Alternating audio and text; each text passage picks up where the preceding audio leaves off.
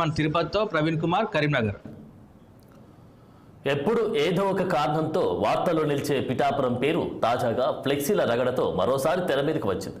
పిఠాపురంలో జనసేన ఎంపీ ఉదయ్ శ్రీనివాస్ ఫ్లెక్సీని గుర్తు తెలియని వ్యక్తులు చించేశారు. దీంతో పార్టీ నాయకులు, కార్యకర్తలు ఆందోళన వ్యక్తం చేస్తున్నారు. ఫ్లెక్సీలు చించేసిన వారిని అరెస్టు చేయాలంటూ డిమాండ్ చేస్తున్నారు. అయితే ఈ రగడ ఏ పరిస్థితులకు దారితీస్తుందో అని కార్యకర్తలు ఆందోళన చెందుతున్నారు.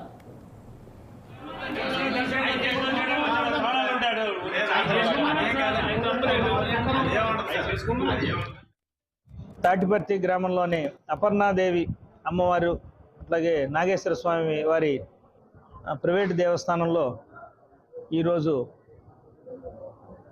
ఈ ప్రైవేటు ఆలయానికి సంబంధించిన మేనేజ్మెంట్లో మార్పులు విషయంలో ఈ గ్రామస్తుల మధ్యలో ఇటీవల కాలంలో జరిగిన ఎన్నికల నేపథ్యంలో ఇక్కడున్న కొన్ని రకాల వర్గ ప్రజల మధ్యలో ఈ మేనేజ్మెంటు, తదుపరి మేనేజ్మెంట్ ఎవరు నిర్వహించాలి అనే దాని మీదట చిన్న ప్రతిష్టంభన నెలకొంది ఉదయం నుంచి.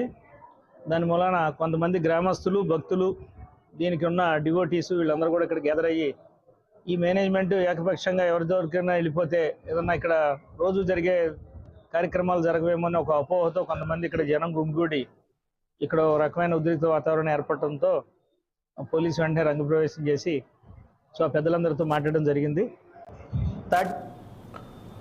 తెలంగాణ రాష్ట్రంలో ఈ నెల 12 నుంచి ప్రభుత్వ, ప్రైవేటు పాఠశాల